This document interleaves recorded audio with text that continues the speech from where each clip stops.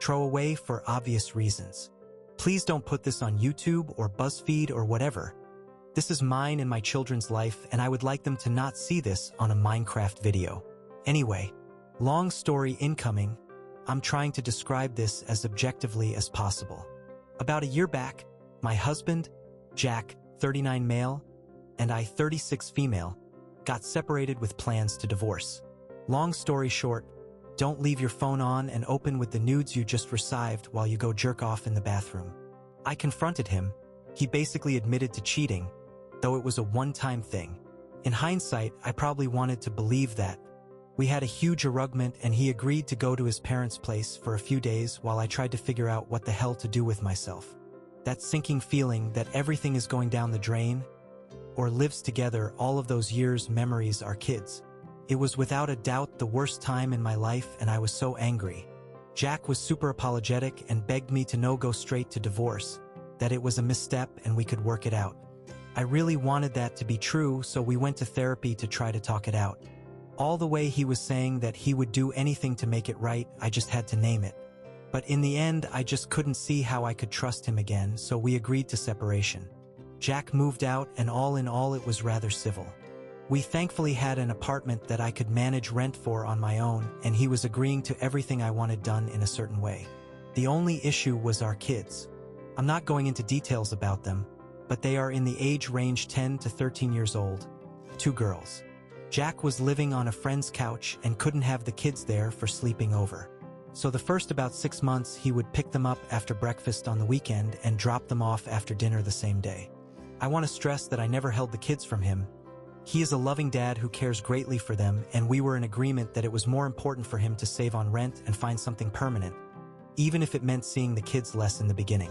They missed him but understood that it was temporary. About a month after the divorce was final, Jack texted me. We communicated primarily about the kids, that he had found a place to live and wanted the kids to come over for the whole weekend. Part of that hurt a lot, that we were really not married anymore, but my kids come first, always. So we arranged it for the following weekend, and they were over the moon. Frankly, I was looking forward to a weekend to myself as well. The kids come home on Sunday and they want to tell me everything about it. Jack has found a nice place and is settled in, and there is a guest room where the kids can sleep and everything seems great. We decide, over text, that they can come over every other weekend so he can start seeing them more. After their third visit, kids come home and I just know something is up. Like, I can feel it, they are not nearly as cheery. I end up setting them down with a bowl of ice cream and start trying to talk about their visit. That's when the words "Dad's new girlfriend" come to light. That asshat has introduced them to his new girlfriend, who is actually the owner of the apartment. He moved in with her and she made herself invisible the first few times. After bedtime, I text Jack to ask what this is about and why he didn't let me know beforehand. Basically, he confirms that his new girlfriend is the woman he cheated with. That was like a knife in my heart. This whole time he had been telling me that he wanted to give me space, and I just had to say what would make it better for us to get back together. He was so thoughtful and attentive that I almost considered giving him a second chance. While he was moving in with his mistress, ever since then, I have asked him to only contact me if it is about the kids. I want nothing to do with him besides that. The girls are definitely feeling the tension, but they do tell me that the new woman, Jane, is nice to them and really does try to give them time to get used to things, so I kind of settled into this being how things is now. Okay, now for the actual Ada part. About 2 weeks ago, I get a text from an unknown number. It's Jane, introducing herself and apologizing for reaching out to me, but she has a concern about one of the girls and Jack is telling her it's nothing and not to worry about it. This has me pretty worried. So I agree to meet with her at a Starbucks in town because I couldn't forgive myself if something horrible happened to my kid, and I ignored the warnings because they came from Jane. We meet up and it is super awkward because she dives right in and starts apologizing for the affair. I try to tell her that I do not want to hear it. She can tell me about my daughter or I am leaving. She blurts out that Jake told her that we were already divorced when they met and only lived together while things were getting settled between us. That couch at a friend's house? Never existed. He moved right in with her. He knew the kids would give it away, so he made up that lie to hide it. I basically tell her that she had 10 seconds to get to the part about my daughter, and she tells me that she is going to break up with Jack, and she wanted me to know because she knew that this would mean another uprooting for my kids, and she felt genuinely upset at having to do that. She told me she had found out because she had been cleaning up her office that he uses when working from home and had found some of the papers from the divorce and saw that the date was way off from what he had told her. I thanked her for the heads up about the breakup, because I know my kids are going to be upset, and now I had a chance to try and soften the blow. We both leave, and I was just readying myself for Jack to share the news. I was confident he would go back to trying to save our marriage once the bomb fell. Little over a week goes by, and I make up an excuse to keep the kids that weekend, just in case. Still nothing until Jane texts me again. She had confronted Jack about the papers, but he had already hidden them and has spent days trying to gaslight her into believing that she must have seen it wrong and convincing her to stay together. She asks me straight up for a copy of the final document, which we both have, of course. I ended up sending her a scanned copy by email with a note that I do not want to be contacted again by her. Well, Jack got himself kicked out. He's living with his parents, for real this time, and he is blowing up my phone and my email and work email, calling me a hole and a vindictive bitch for getting involved in their relationship. Basically, he blames the breakup on me for getting revenge, and is telling everyone in his family and social circle that I made up lies to poison Jane against him because of the divorce. Even some of my family says I should have stayed out of it. Maybe I shouldn't have sent her those papers, but on the other hand, he put himself in this situation with his lies. She was going to find out sooner or later. Am I the asshole for giving her proof of his lies? Edit. First, I want to thank everyone who took time to comment, and thank you to those of you who shared similar experiences. I might update at some later point, but right now everything is pretty chaotic and I'm looking into therapy for myself. Kids are covered, because I feel like I don't even know who my husband was anymore. I called his mother last night. They are my kids' grandparents and I want to have a good relationship with them, despite what their dad is doing. I told her that they had the right to support their son, but I wanted to tell them my side of things, and then we could decide how we moved forward in regards to the kids. I've always had a good relationship with my in-laws, so I figured she would be open to at least hearing me out. The call ended up being more than 2 hours because, surprise, surprise, he fucking spun this far-out lie to them about the whole divorce and everything. That we split because he fell out of love with me and found his soulmate in Jane. That I held the kids from him to spite him because of Jane. That I sabotaged his new relationship because I am bitter. I took the advice of a lot of you and just laid it out, pure facts. What happened when nothing else. She was not too happy, to say the least. I know they had a serious talk with him because a handful of unknown numbers have been calling and texting me as fast as I can block them. I'm going LC with a lot of people right now and just focusing on the kids and helping them through this because they didn't ask for any of this. Comment 1. WTF. Change the custody arrangement so partners can't be introduced to the kids that soon or living with someone you don't know. Oop.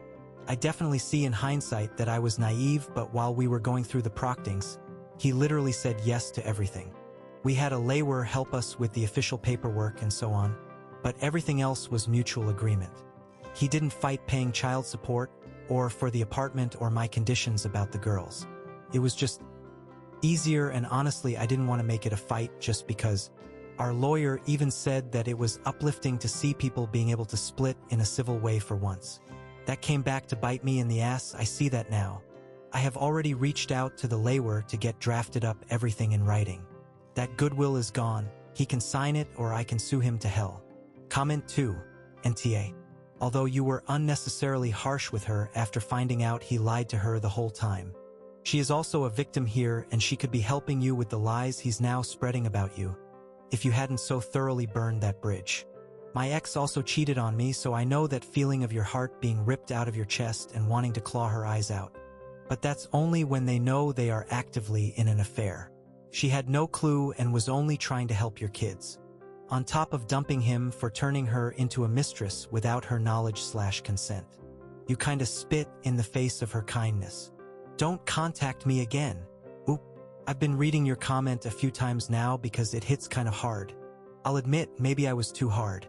I do believe that she did me a great kindness, looking out for my kids.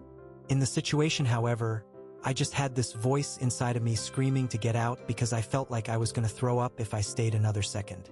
I see several people mention this, and I don't know if I'm ready to be in regular contact, but you do have a point, that I owe her a thank you. Maybe I will see if I can send her a letter or email once I put my thoughts together. There is a lot of things in this thread that has given me something to think about. Update. Some people have reached out to me for an update, so here we go. First things, as something to clarify in my first post. My family has always been the types to not let any conflict show in public. As kids, we were never scolded in the store if we were being brats. It was always at home afterwards. When I brought it up, my parents immediately admitted that it was a knee-jerk reaction and that they only felt upset that several family members had been involved because they don't want the kids to get involved. They are 100% on my side and has offered to help pay for therapy or take the kids whenever I need it. The actual update.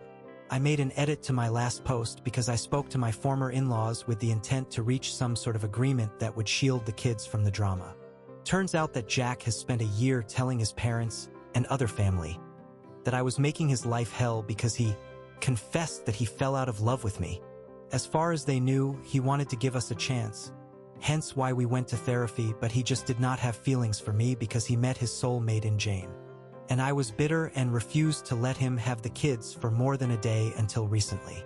His mother and I have always been on good terms, so she was shocked to hear my version of things, and I know they had a talk with him about it. He spent a few days writing and calling on social media and phone, so my guess is that they did not buy his excuses. They and I have, however, made an agreement that if the kids come over, one of them have to be home and keep Jack from lying to the kids. Their house is total no mention of the issue zone, so the kids can escape this whole thing a little. I trust them on that. As for me, after the phone call with XIL, I decided that I needed to talk to a professional. I felt so disillusioned and betrayed. I bare felt like I knew what was up and down. Thankfully, I have a close friend who is a nurse, and she pulled a few strings in her network to find someone who could see me on short notice. It was hard, real hard. I ugly cried through the whole thing, but it is a good thing and I felt relieved afterwards. A lot of people recommended layering up. You damn bet I did. My and only mine. Lawer did a great job and I have been collecting evidence as best I can. The affair, his current housing situation, things like that. We're getting everything down in writing. I'm going for full custody, though that might not be possible since he's not abusive. Just an asshole. Child support, the whole thing. I don't want his money. We're fine without, but a few of you suggested to put it in an account for the girl's education, and that is my goal. So I am working on standing up for myself and ignore him. He did this to himself, as so many of you pointed out. As for the girls, they are as okay as they can be. Thankfully, their school offers referrals to a clinic that specializes in kids and family trauma. We got the offer when we started the divorce and went a few times. They work with the school, letting teachers know of special needs of the kids, how we as parents can communicate with each other, the kids, the school. It was pretty good, and I've sent them back there since there is a bond of trust already. The oldest is angry at her dad. The youngest is heartbroken. It is difficult to try to navigate, but we will make it work. I've decided that when summer break comes around, we're going on a vacation to somewhere we have never been. Got a change of scenery and a break from it all. About Jane. Someone pointed out that I had not treated her very nicely when she just tried to do right by the kids. Took some soul searching, but you were right. In hindsight, I honestly believe that she did it for the kids, and she was right about me not meeting her unless it had been about the kids, and I owe her thanks. After talking about it with my therapist, I decided to reach out to her and apologize for my words. I also offered that we could meet, including the kids, so they could say a proper goodbye and talk a little about how it is not about them but about the adults. She responded that she would like that at some point. She is pretty shaken up as well, and I'm not going to pressure her, but I think that we can at least come to a civil ending or whatever it becomes. So, I am not sure where we will be in a year or even a month, but I am fairly confident it will be a better place than we are now.